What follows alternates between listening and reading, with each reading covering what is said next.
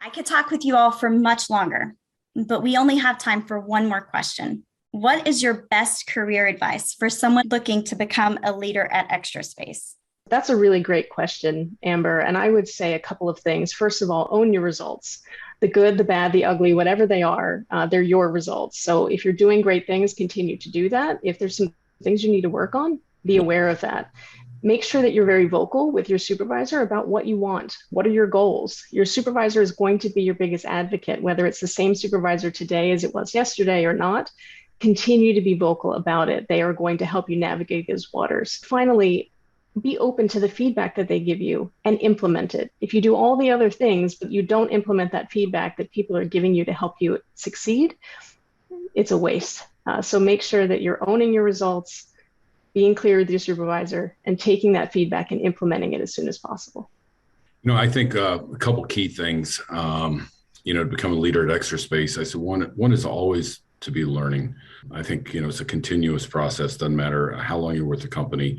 It's a continuous learning process. Seek out those opportunities that are out there for you to expose yourself to new things. So you can continue to learn more and stand out of the group as a leader, and utilize your resources. Don't be afraid to ask questions.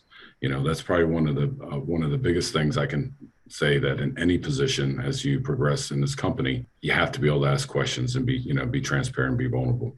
It's not a bad thing to ask questions. Kate and Rich are nailing it right on the head in terms of what are some great leadership qualities. Completely agree with all of them. Ownership being huge. You've got to be able to own. If you goof, you goof. You make a mistake, you learn from it. That's part of that learning. That's how you get better and you drive better results.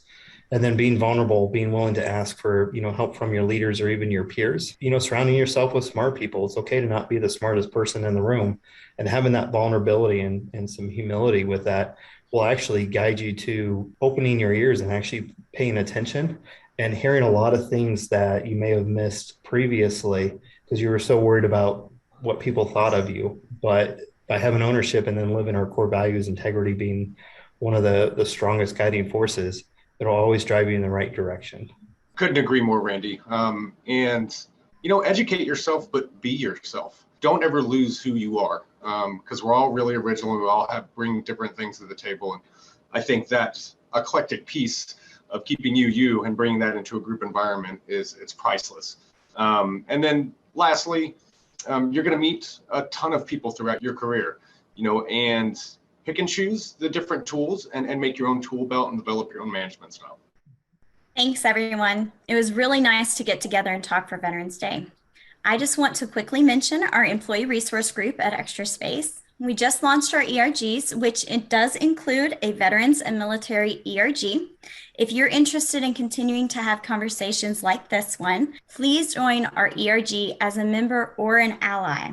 We're really excited about the great things that Extra Space and the ERGs are doing this year. Happy Veterans Day, and thank you all for your service.